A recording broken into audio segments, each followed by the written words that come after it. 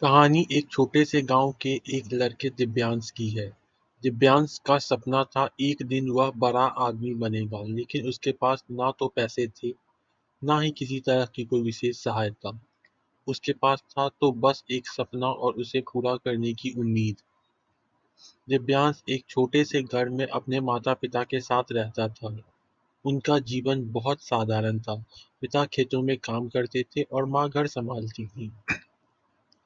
बचपन से ही दिव्यांश का मन किताबों में रमता था। वह बहुत अच्छा छात्र था, लेकिन घर की स्थिति ने उसे कभी भी अपनी पूरी पढ़ाई पर ध्यान देने का मौका नहीं दिया। वह जानता था कि उसे कुछ करना होगा ताकि अपने माता-पिता की मदद कर सके और खुद के सपनों को भी पूरा कर सके। एक दिन दिव्यांश ने तय किया कि वह अपने गांव के बाहर जाएगा और बड़े शहर में कुछ कर दिखाएगा। लेकिन यह निर्णय इतना आसान नहीं था। पहले तो उसके माता-पिता ने उसे समझाया कि उसे अब तक की सारी ज़िम्मेदारियाँ निभानी चाहिए और बड़े शहर में जाकर वह शायद अपनी पहचान ना बना पाए। लेकिन दिव्यांश का दिल कह रहा था अगर पर अब उसने प्रयास नहीं किया तो ज़िंदगी भर पछताएगा। वह एक छोटे से बैग में कुछ ज़रूरी सामान लेकर एक बस में चढ़ गया।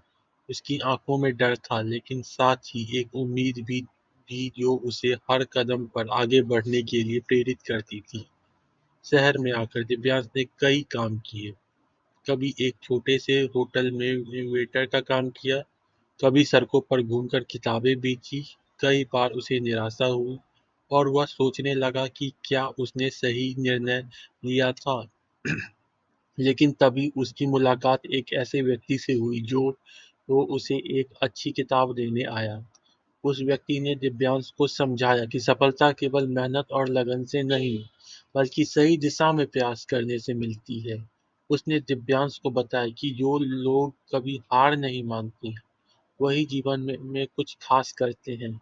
दिव्यांश ने उस दिन यह ठान लिया कि वह अपनी मेहनत से किसी